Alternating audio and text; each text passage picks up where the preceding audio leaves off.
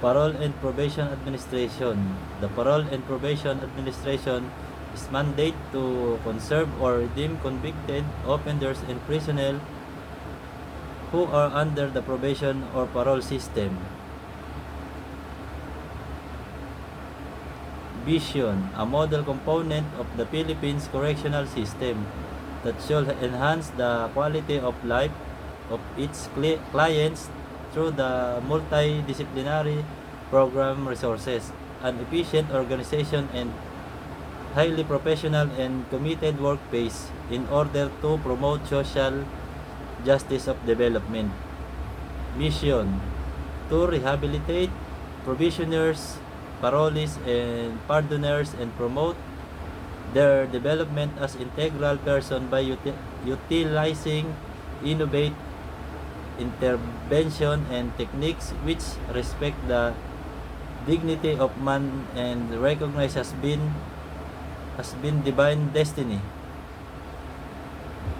The core of values parole and probation administration: transparency, reliability, innovation, professionalism, sustainability, social responsibility. 5 common of goals most probation programs. 1. Protect the community by assisting judges in sentencing of supervising offenders. Number 2. Carry out sanction imposed by the court. Number 3. Help offenders change. Number 4. Support crime victims. Number 5. Coordinate to promote the use of community resources. The purpose of parole in the Philippines. The goals of probation of parole are the rehabilitate offenders and guide them back into society while minimizing the likelihood that they will commit a new offense. Who is qualified for parole? An inmate will normally be eligible for parole upon showing confinement for indeterminate prison sentence, the maximum period of which exceeds 1 year, providing the inmate has served the minimum period of the sentence less the good conduct time allowance in earned. Powers and duties officer of probation and administration.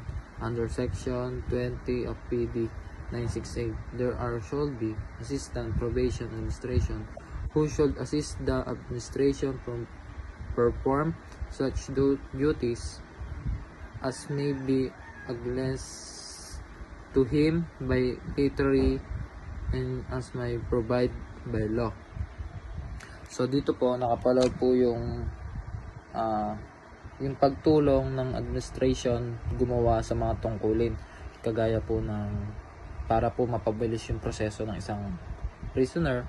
Yun po, tutulungan niya po para po kahit papaano medyo mabawasan yung assistensya ng isang prisoner.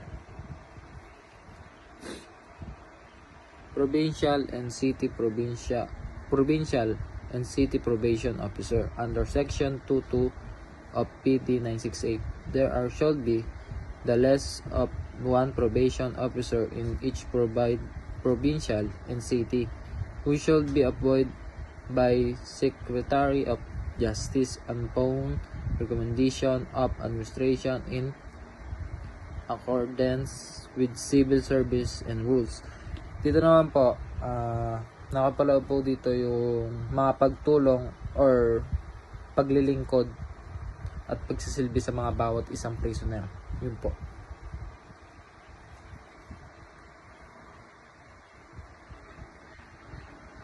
Qualification of regional assistant, regional, provincial, and city provincial officer, section 25 of PD 968. No person shall be appointed regional or assistant regional or provincial or city provincial officer unless 1. He possesses a bachelor degree with a major in social worker, sociological, psychological, and criminology, penology, correction, police science, administration, and regardless blades. Number 2, he has the last 3 years experience in work requirements and any avoidant discipline. 3. A member of Philippine Bar with at least 3 years of supervision experience. The organization is structure of probation administration. It was created in 1976 through Prudential Degree Number 968, also known as the Probation Law of 1976. The organization's original goal was to administer the probation system in 1989. Executive Order Number 292, known as the Administrative Code of 1987, changed the organization name to Parole and Probation Administration. This change expanded to responsibilities to include supervising prisoners who had been released on parole. Office of Administrator. This is the top leadership position overseeing all operation and serving as the chief executive. Planning staff. This department is responsible for strategy, planning, and evaluating the probation system. It conducts research to ensure the effectiveness and efficiency of the program and procedure mandated by Presidential Decree Number 968 and its subsequent amendments. Technical Service. This unit supports the Board of Pardons and Parole.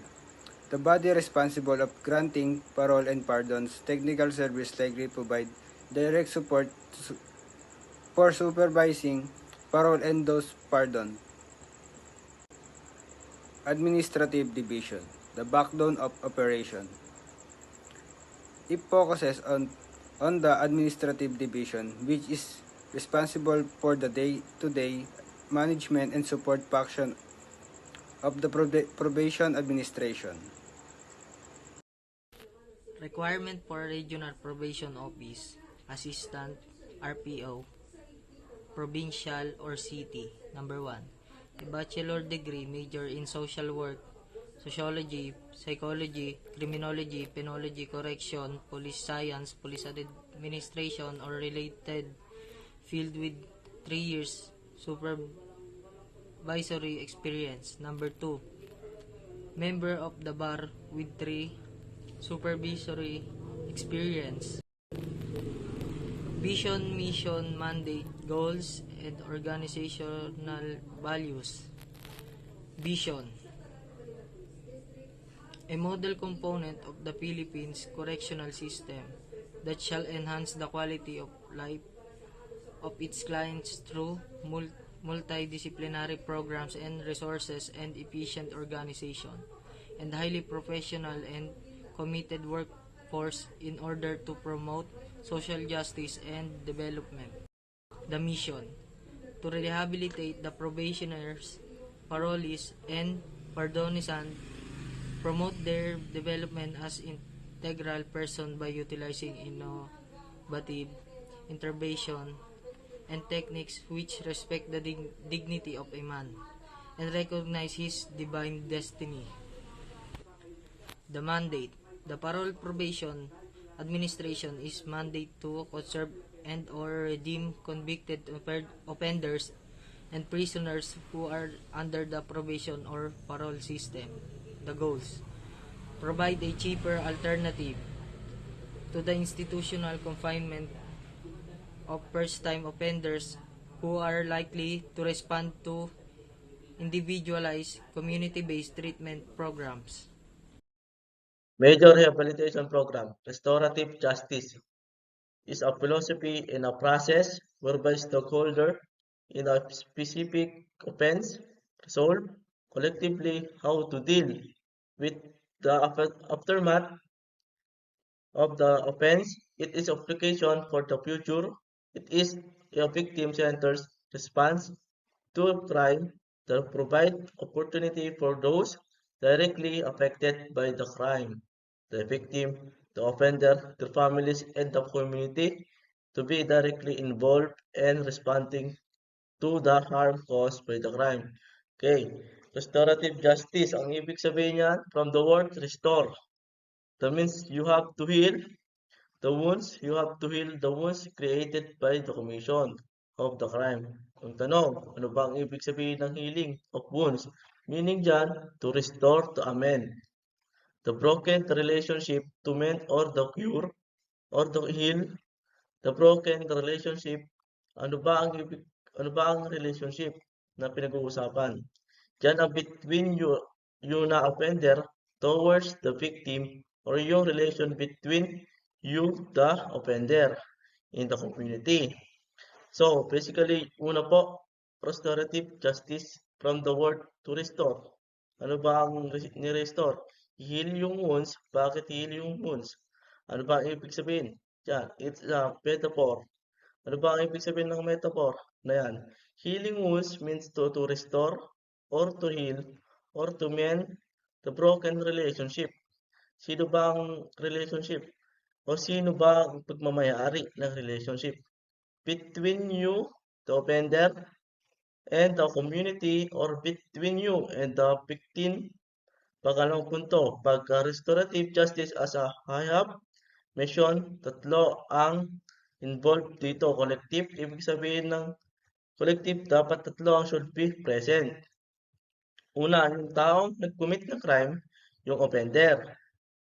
Pangalawa, yung recipient of the crime, ito yung biktima. Ang pangatlo, itong stakeholder. Itong community, ibig sabihin yung offender at yung biktima at yung community should be working, coordinating, hand in hand.